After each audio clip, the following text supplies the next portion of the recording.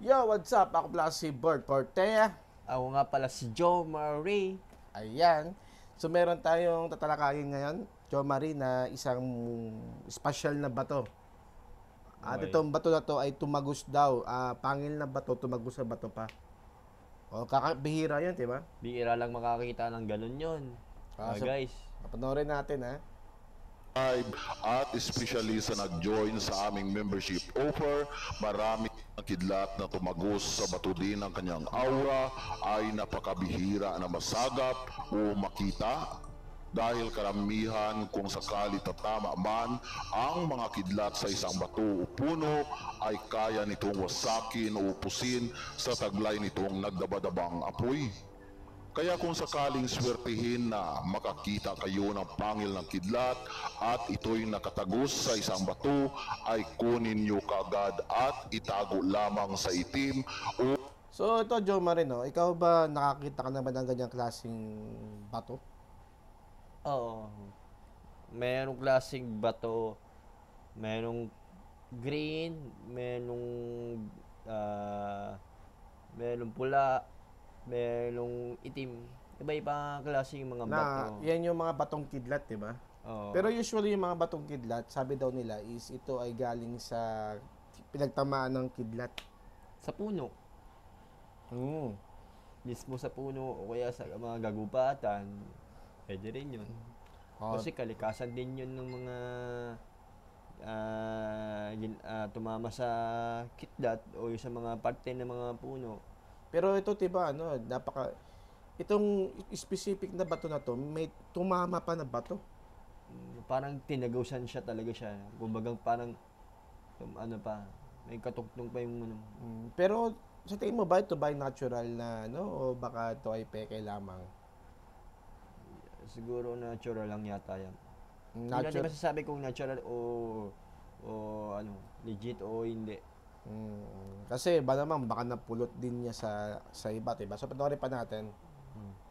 pulang tila para mas lalong lalakas ang taglay niyang mahika gahong. Para siyang pagong. At kung masapu o makita man itong sahing agimat, Para siyang ano?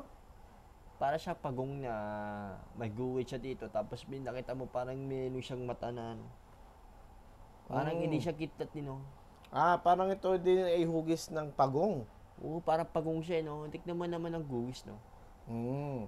Usually, kapag ang isang bato naman ay may kawangis dyan, is yun din yung kawangis dyan na kung for example ay sa sa mga hayop at yung kung ito ay pagong, ito ay mutya ng pagong din. Oo, parang batong guwit, meron na ibang klaseng batong lara, batong may butas, gano'n. Iba-iba kasi ang klase ng mga bato. Mm.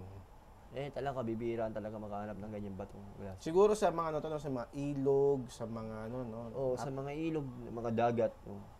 Mga isla. napakabihira. at ay napakaswerte dahil ang aura nito ay malakas na kombinasyonis ng kidlat at lusot sa batong aura gahong.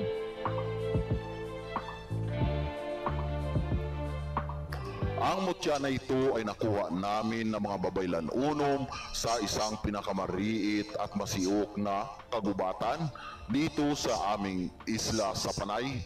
Ang mutya ay ginagabayan ng tatlong mga mapagros o malalakas na mga putiang ingkantuhanon.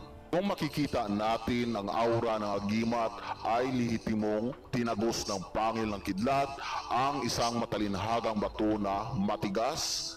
Ang mutya ay may kakayahan na umiiba ng kulay at lumalaki din ito ng kusa at nakadepende kung sa ano natin alagaan ang ganitong sahing sangkap. Agimat?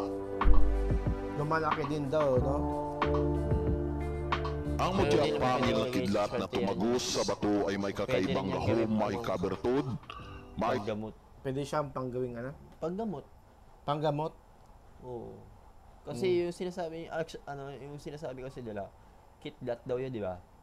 Pero ang bihira ng kitlat talaga, may makita kang kitlat, green, itim talaga. Pero yung mismo, yung kitlat na puti talaga, yung mas talagang bihira na talaga makakita ng ganung kitlat na puti. Mm. Kasi ayun ang pinakamalakas na aura nun. Kung kumpara mo sa kidlat na itim. Ito, kidlat na talaga, tinagusan siya na lang. Tumagos pa sa bato. Tumagos Pero pa ito sa ay bato. usually din ay isang common din na kidlat na itim. Oo, itim. Mm.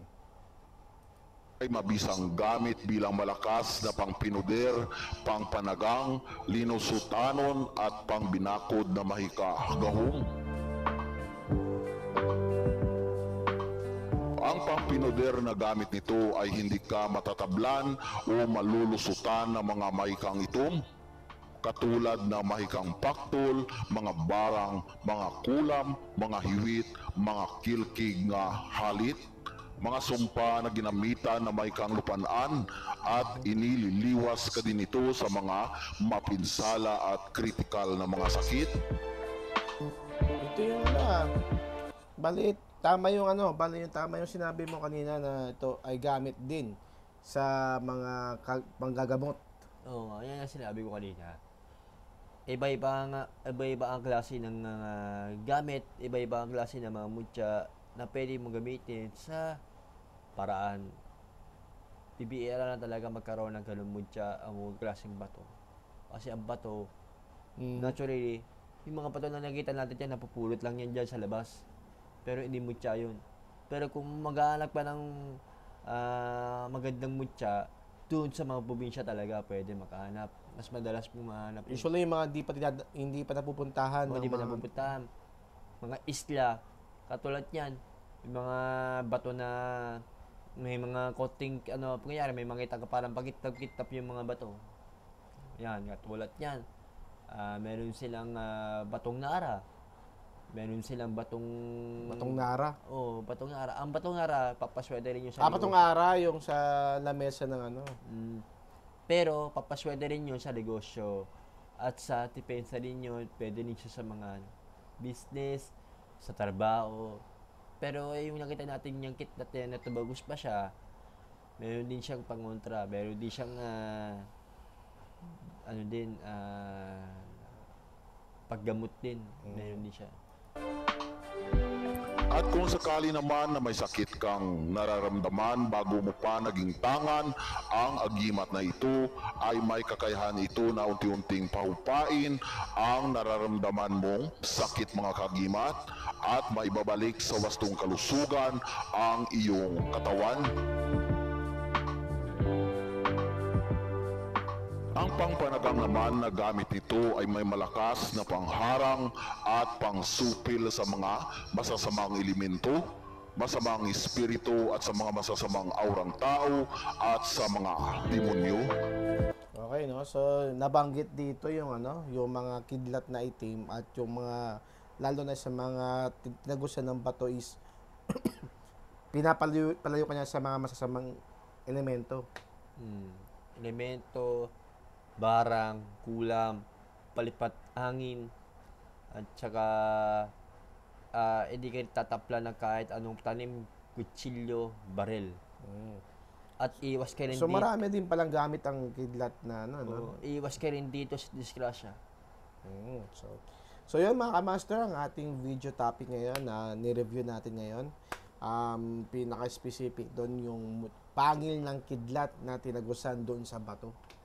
So, Bihira na talaga. Napakabihira. Siguro sana meron tayong makita ng ganung mga klase mga mutya, no? Okay. So, by the way, abangan nyo lang yung mga next episode namin. Ako si Bert Portea. Joe Marie. At see you sa next mga kwentuhan natin. Bye-bye!